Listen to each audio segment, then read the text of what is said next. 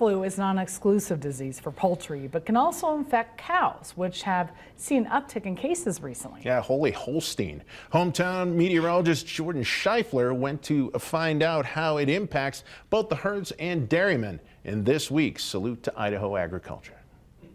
Salute to Idaho Agriculture, sponsored by Slyman & Butler Irrigation.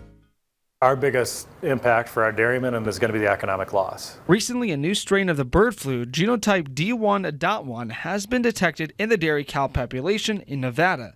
So far, there hasn't been any difference in effect when compared to older strains. However, it's still costing farmers. Rick Nearbow with the Idaho Dairymen's Association explains what farmers look for if their dairy cows are infected. So the biggest symptom that they'll notice is going to be the animals going off feed and then drop in milk production. And really the one thing that is consistent about bird flu is how it affects each animal is very different.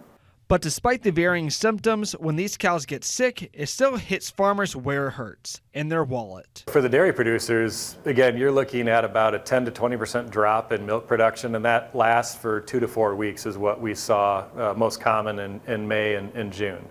And so you do have that lost income. While the bird flu has certainly been an inconvenience so far to the Idaho dairymen, it's nothing compared to what their poultry counterparts has been through with this virus. When it gets into a poultry population, you know, the disease is fatal for birds. And so it's very different for us in the dairy industry. We have that lost income, but then those animals come back. Action has been taken to combat the spread of this current strain of bird flu. The USDA has instituted a national milk testing strategy that will hopefully decrease the risk of transmission and infection. So USDA is requiring all states to begin a bulk tank testing program to where they can try and identify better which states possibly have infected herds and what is the spread and what's the extent of those infected herds. So far, a total of 16 states have reported infections in herds, with the most coming from California, according to the American Veterinary Medical Association.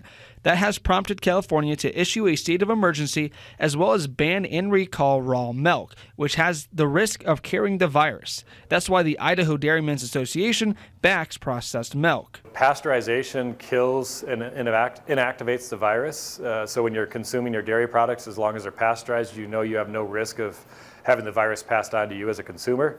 With raw milk, there's not that pasteurization part of the processing or the packaging, and so it is concerning for us. While the risk of getting infected with the bird flu is still low, preventative actions now will slow the spread further. In Twin Falls, Jordan Scheifler, KMVT News.